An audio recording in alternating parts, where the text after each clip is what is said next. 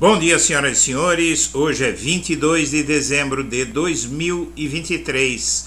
São 9 horas e 30 minutos. 8 de janeiro de 2023. O dia que não quer acabar. A selvageria do 8 de janeiro ainda causa indignação quase um ano depois e segue esse dia e os eventos desse dia cercados de mistério. Autoridades ainda tentam elucidar o que teria se passado naquele domingo trágico, principalmente para saber se havia alguma ação planejada para além do que aconteceu. Claro que a autoria de tudo aquilo e as ideias do que fazer com tudo aquilo já são coisa que a Polícia Federal cogita, já tem suspeitas, o STF, as autoridades, a imprensa, até o jornaleiro da esquina, todos intuem que aquilo foi uma tentativa de recolocar o Bolsonaro no poder. Porém, o que acontece é que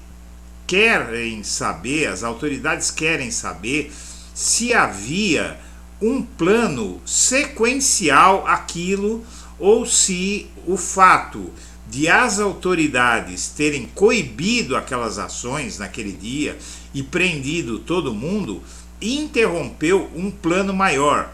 E as investigações continuam. Parecia um domingo como qualquer outro em Brasília. O recém-empossado presidente Lula estava em São Paulo e Bolsonaro passava uma temporada fora do país. O Congresso entrou em recesso e os ministros do STF gozavam férias. A aparente calmaria, porém, contrariava sinais captados pelos órgãos de inteligência do governo.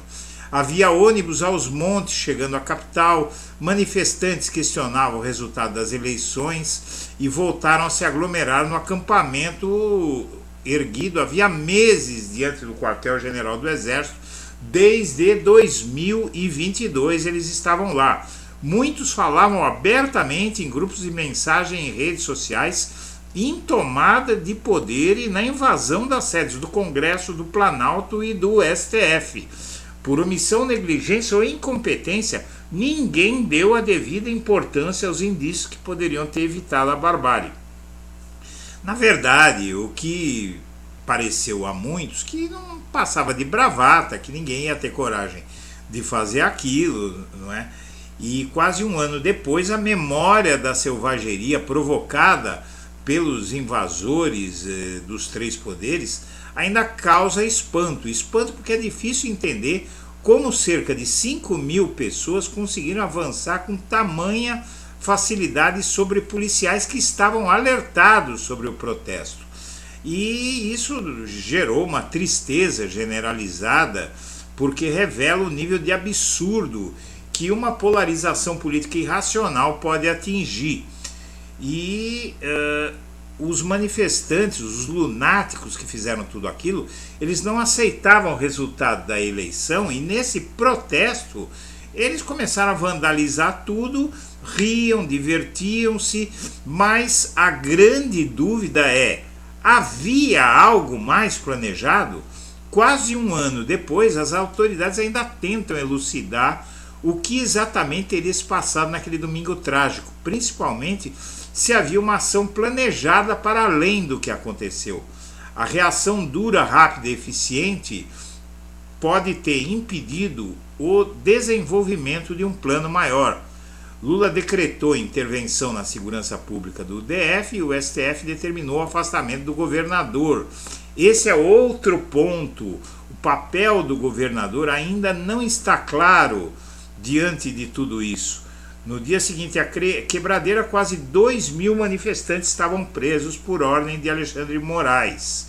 Mas as investigações continuam e, na verdade, o Palácio do Planalto tem a suspeita de que havia algo mais e o STF corrobora essa visão.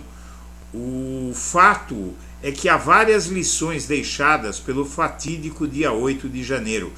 E uma delas é que a estupidez não pode ser subestimada.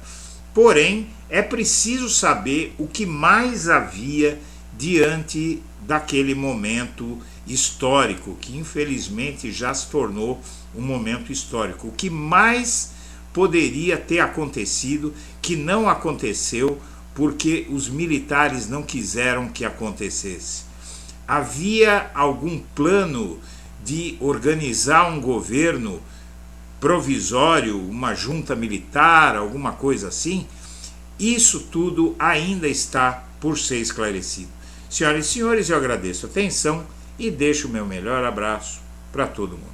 E este é o Blog da Cidadania. E foi graças a você que o Blog da Cidadania chegou a 500 mil de inscritos. Mas a luta continua. Vamos levar a tantos quantos possamos os fatos como eles são e a verdade como ela é. Por isso, inscreva-se no canal, acione o sininho das notificações e deixe o seu like.